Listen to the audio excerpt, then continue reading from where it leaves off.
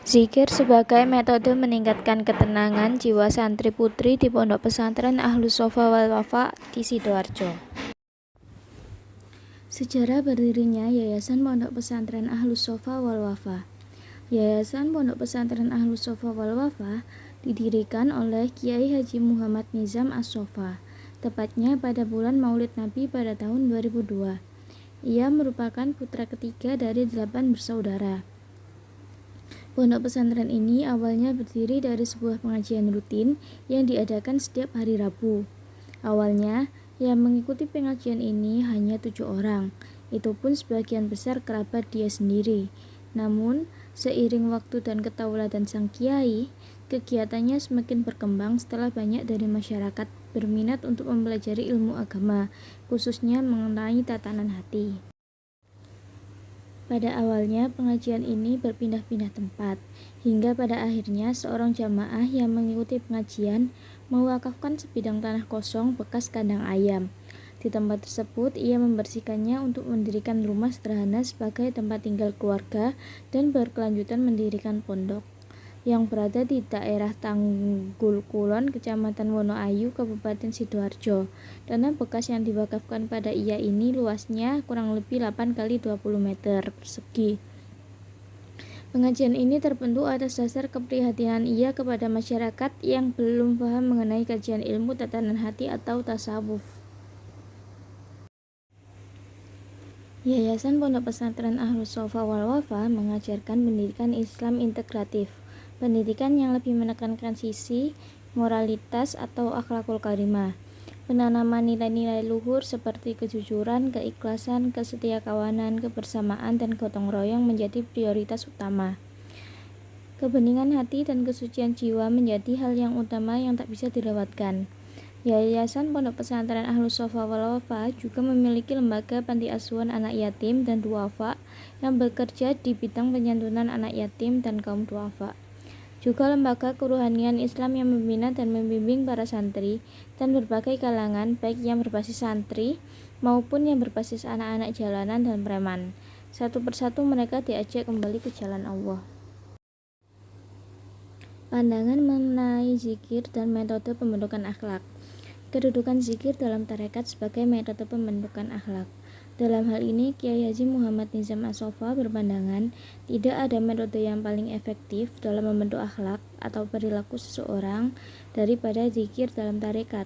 Oleh karenanya, zikir menempati posisi terpenting bagi ulama tasawuf untuk menuju Allah. Zikir sebagai metode yang paling tepat dalam proses memperbaiki akhlak untuk menuju sedekat mungkin kepada Allah Subhanahu wa Ta'ala. Karena zikir sebagai sarana seseorang menyucikan jiwa, memfokuskan ingatannya hanya kepada Allah dan senantiasa mawas diri, sehingga perbuatan yang dilakukan senantiasa baik, terarah dan semata-mata mengharap rahmat Allah. Pelaksanaan zikir dalam tarekat sebagai metode pembentukan akhlak bagi jamiah tarekat. Dalam hal ini, Kiai Haji Muhammad Nizam As-Shofa berpandangan zikir yang mampu membawa perubahan akhlak bagi pengamal tarekat adalah zikir yang dilakukan dengan memperhatikan azab dari zikir tersebut, mematuhi arahan dan tuntutan dari sang guru tarekat atau mursyid, memperhatikan makna zikir yang dilantunkan, mulahazati al-makna al-madkur, dan dilandasi dengan pemahaman ilmu agama yang matang.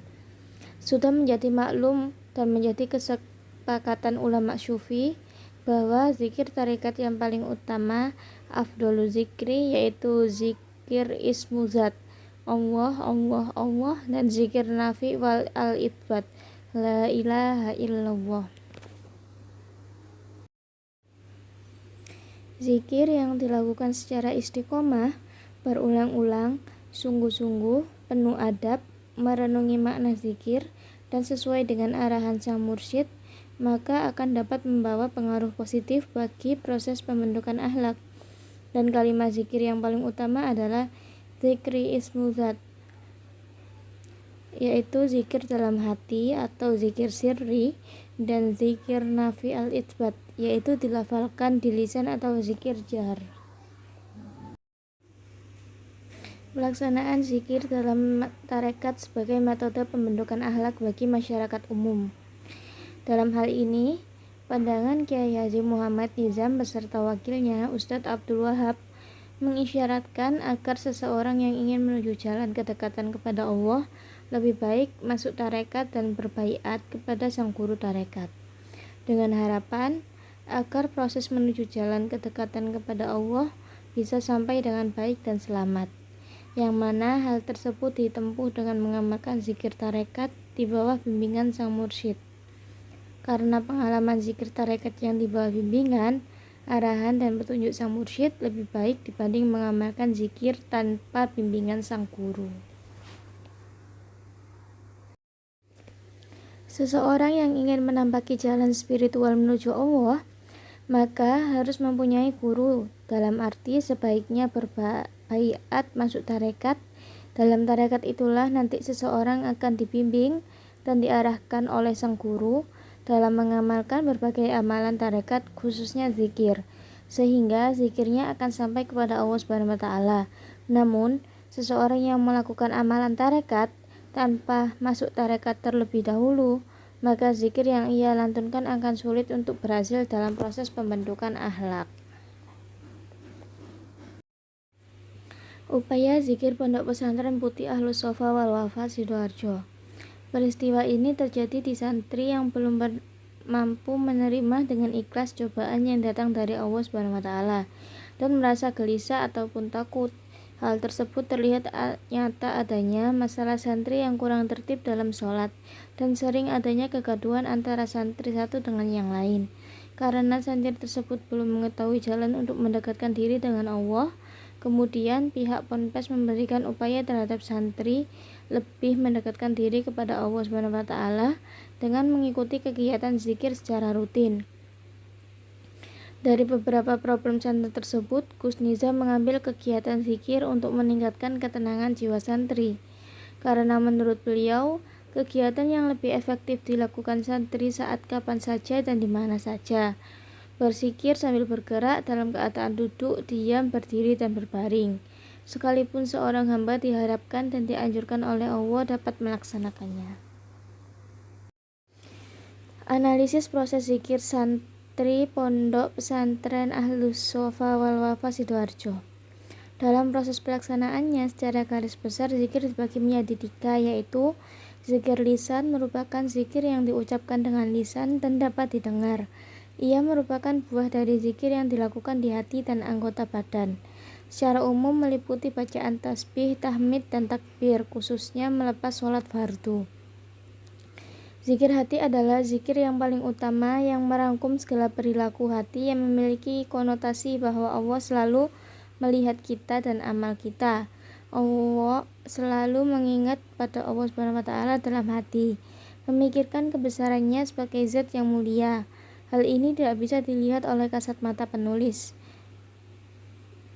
Bagaimana jamaah mengikuti zikir dengan hati yang ikhlas atau hanya sekedar datang dan ikut serta? Tetapi sebagaimana penulis melihat santri-santri di sana mengikuti kegiatan zikir dengan tenang dan fokus dengan dirinya sendiri. Dari beberapa santri atau jamaah juga terlihat meneteskan air mata dengan menundukkan kepala ke depan sajadah. Analisis hasil zikir bagi santri di Pondok Pesantren Putih Ahlus Sofa wal Wafa Sidoarjo. Berdasarkan hasil interview dan observasi pelaksanaan zikir memiliki pengaruh terhadap ketenangan jiwa santri, yaitu menimbulkan jiwa yang sabar, optimis, selalu dekat dengan Allah, merasa aman, dan merasa kasih sayang. Hal ini sebagaimana uraian di bawah ini. Jiwa sabar. Sabar diartikan kebahagiaan, keuntungan, keselamatan. Hanya dapat dicapai dengan usaha, secara tekun, terus-menerus, dengan penuh kesabaran, keteguhan hati, sebab sabar adalah asas untuk melakukan segala usaha, tiang untuk realisasi segala cita-cita. Sabar bukan berarti menyerah tanpa syarat, tetapi sabar adalah terus berusaha dengan hati yang tetap berikhlas sampai cita-cita dapat berhasil. Dan dikala menerima cobaan dari Allah SWT, wajiblah ridho dan hati yang ikhlas. Jiwa optimis. Berdasarkan teori, sikap optimis dapat digambarkan sebagai cahaya dalam kegelapan dan memperluas wawasan berpikir. Dengan optimisme, cinta akan kebaikan tumbuh di dalam diri manusia dan menumbuhkan perkembangan baru. Salam selama pandangannya tentang kehidupan. Tidak ada satu penyebab yang mampu mengurangi jumlah problem dalam kehidupan manusia seperti yang diperankan optimisme. Ciri-ciri kebahagiaan itu lebih tampak pada wajah-wajah orang yang optimis, tidak saja dalam hal kepuasan, tetapi juga seluruh kehidupan, baik dalam situasi positif maupun negatif. Di setiap saat, sinar kebahagiaan menerangi jiwa orang yang optimisme. Dekat dengan Allah SWT.